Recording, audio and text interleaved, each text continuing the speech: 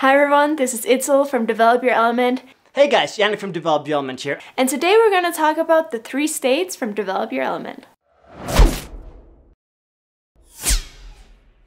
So, what are the 3 different states? Well, they're basically 3 different aspects of our personality. I don't know if you've noticed, but in different moments, in different situations, and with different people, you probably act in slightly different ways. You know, when you have a project that you're really passionate about, you might act very differently from how you are when you're at home, or from how you are at work, or how you are when you're with your family. We call this the 3 different states: the biological state, the societal state, and the passion project state. The biological state is what is most natural to you, what is most inherent to who you are. So chances are, even from your childhood through your teenage years, this was part of your personality and it's always going to be. Now, you can suppress it.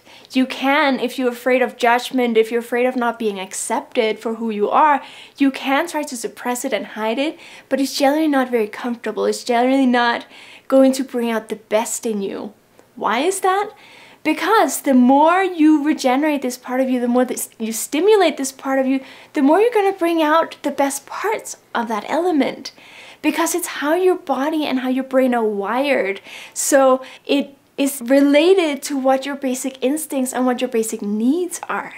That's why the more you embrace your biological state, the more happy you're going to be, the more energy you're going to have, the more productive and creative you're going to be, and also the more you're going to really see the strengths and the beautiful aspects of that element flourish throughout your life.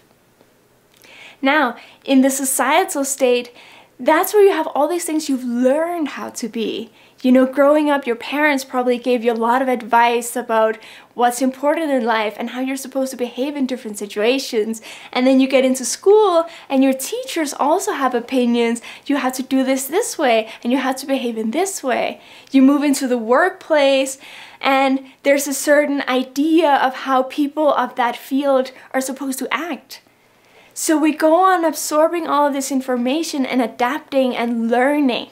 And while it is important in some moments to adapt, because sometimes adapting can be generous, sometimes it can be kind, sometimes it can demonstrate certain flexibility, and it can be really, really important and impactful in some moments, we have to be careful not to lose ourselves. Because many people, they spend years or even their entire lifetime being someone they're not because they are so desperate to fit in, or really so worried about being rejected or worried about offending someone, so they adapt too much.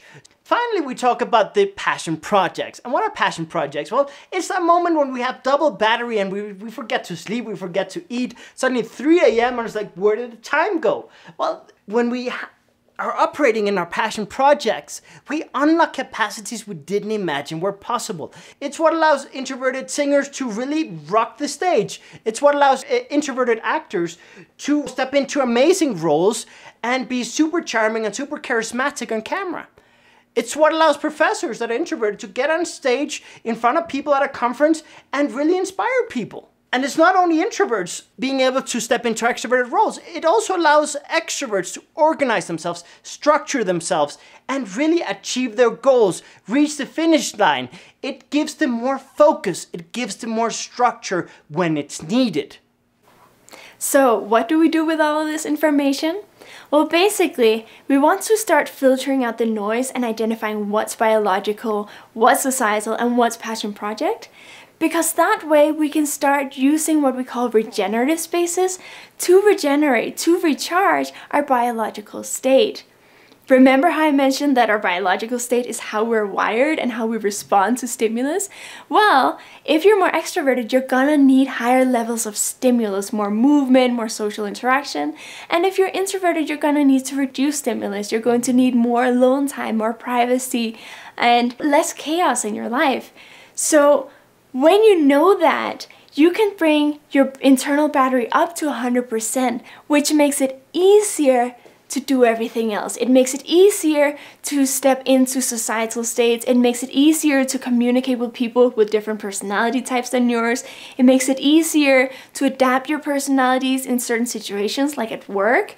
And it makes it easier to move forward with all of your projects. Also, when you have a passion project, it doubles your battery. So you still need to regenerate it. You still, even if you have 2 batteries, they can both get to 0 eventually. But by having that double battery, you have even more flexibility to do things that are hard for you. There are certain things that, based on your biological personality, might be really difficult or even impossible, or it seems impossible.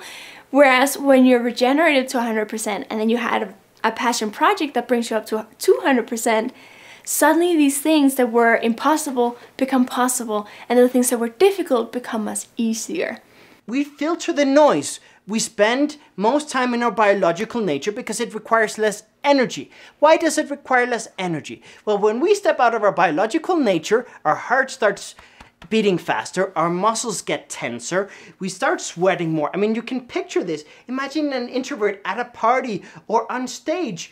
I mean, it's extra effort. It doesn't mean that they can't enjoy it, but it starts draining them.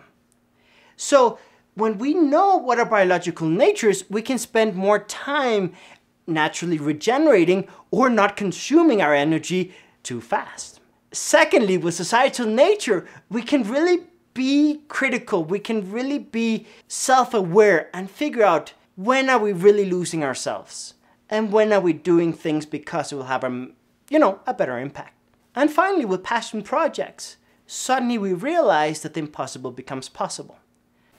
Now, if this is something that interests you, we do have a video about regenerative spaces that goes really in depth, because not only does each personality type have different regenerative spaces, but there are also different ways of implementing regenerative spaces in your life. We have what we sort of refer and divide up into 3 different types of regeneration, where there's some that are going to be more action-based, there are some that are going to be more about how you design your environment, how you organize your space, and some that are more about how do you do what you're already doing. So for more information about that, we have the link in the description below.